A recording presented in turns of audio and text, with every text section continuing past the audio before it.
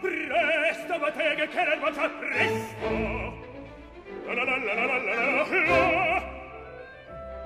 Oh, che bel vivere, che bel piacere, che bel piacere per un barbiere di qualità, di qualità.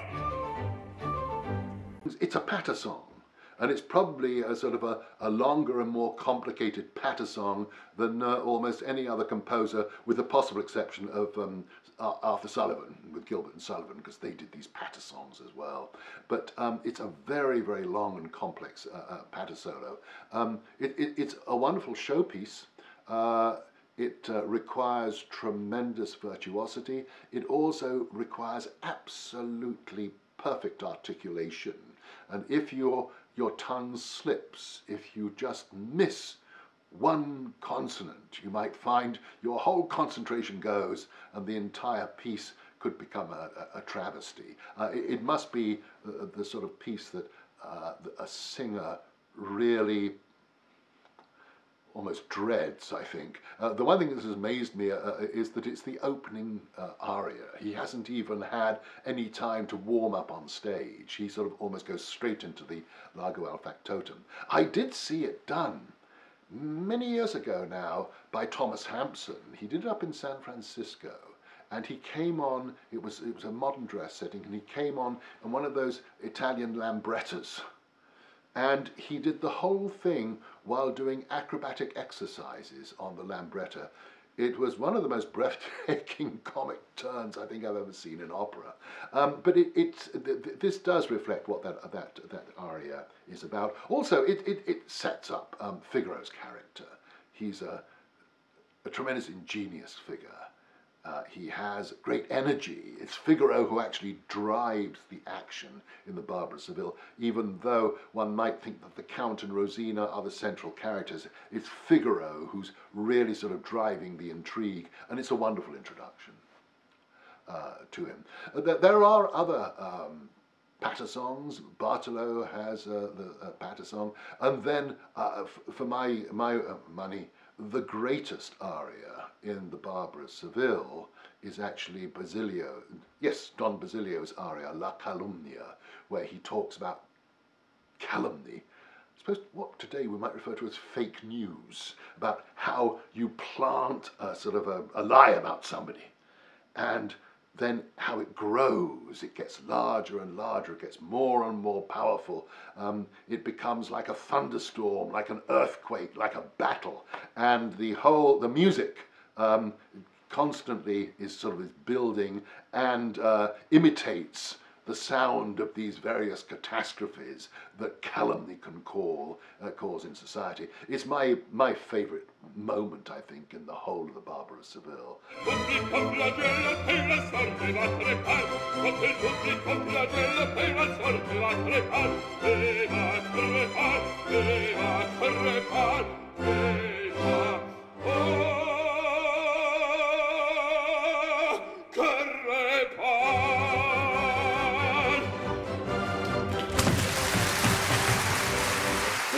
Aria is it's a little bit more conventionally bel canto. It is one of the great bel canto showpieces, and one of the things I do like about it is its humour and its wit. The interesting thing about Rosina is that she's the role was originally composed for what we now call a mezzo-soprano. They didn't call them mezzos in those days. They were just getting to the idea, the concept of a mezzo-soprano rather than a soprano. And it has been played by both mezzos and by sopranos, but it works best if it's a sort of a mezzo, because you've got this sort of this tremendous range, and she has to go down, and you get the sense in the bottom of her voice that there's real mischief there, and she brings this mischief out, and there are moments in the music where with a little bit of careful timing, the soprano or the mezzo can make a tremendous comic impact. It is actually one of the most the funniest arias, I think, in the bel canto repertoire.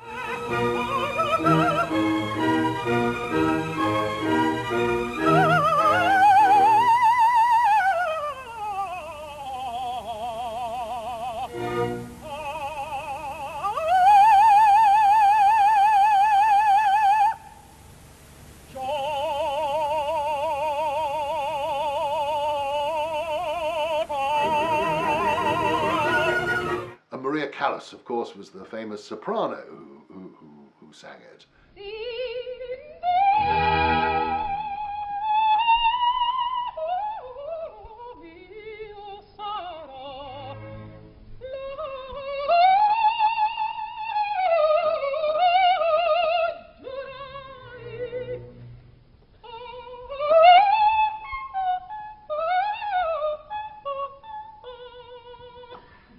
So it's of course, it is one of the showstoppers, and actually it's certainly anthologized more than, say, La Calumnia is, because well, there are a few more sopranos, mezzo-sopranos around than there are deep basses. It's a wonderful piece. There are other great moments in the score. The thunderstorm in the middle of Act 2, when Rosina thinks that she has been betrayed by Almaviva. Rossini's score that Verdi sort of almost quotes directly in Rigoletto. And so it's actually as wonderful a piece of music as the storm is in Rigoletto. One other thing I should say about the music. Almaviva and Rosina don't really have a love duet. There is a very beautiful serenade that Almaviva sings to Rosina in the very first scene, and she just responds with one line. But there's no sort of big extended dialogue between them. And the other duet that they do have is a very, very funny duet of the music lesson when Almaviva is wooing her with Don Bartolo, her guardian, actually watching. And it's a very, very funny duet.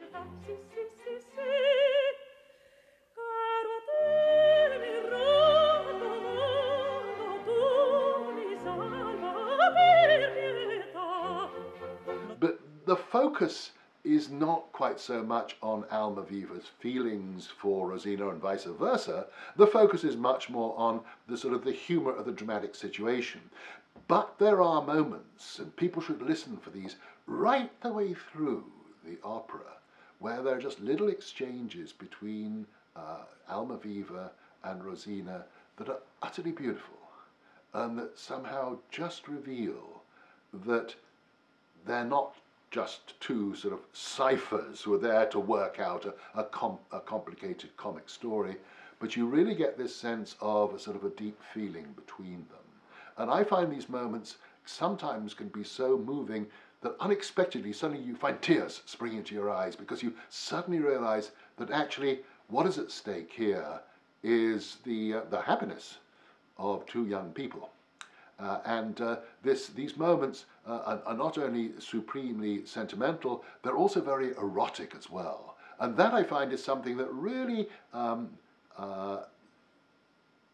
it gives a wonderful sort of contrast to a lot of the comic bustle that takes up so much of the action. He was by far, he was the #1 composer. Stendhal, in his great Life of Rossini, a sort of a wonderfully entertaining book that tells us all sorts of things about Italian opera at the time, he claimed that he was actually more famous than Napoleon. In other words, he was the most famous man in Europe. Now, I think we'll have to allow for a little bit of exaggeration there, but it certainly tells us that the man was performed everywhere. In fact, a lot of composers found that their own careers as opera composers were very much held back because Rossini's operas were so popular they were all audiences asked for. You don't have to know a tremendous amount about the music of the 18th or the early 19th century to appreciate the Barber of Seville. There's a wonderful sort of rhythm and brio to it. It's a very, very infectious opera in this way. It is for this reason that I think it has survived. If it were just sort of a period piece that it was something that appealed to specialists or something like this, then it would probably be sitting in the more obscure realms of the repertoire. It is one of the most entertaining of all operas. The lightness of the music, the infectious energy that comes out of it is just glorious. I expect everybody to be walking out of the Granada Theatre with smiles on their faces, feeling about 20 years younger than when they went in. because after all, that's the purpose of comedy, is to make us feel younger and happier than we were before. I'm Simon Williams. I'm an emeritus professor from UC Santa Barbara, where for over 30 years I was a professor in theatre and dance. I write a lot about opera, I review a lot of opera for national and international periodicals, and I do a lot of speaking about opera around the world. Thank you.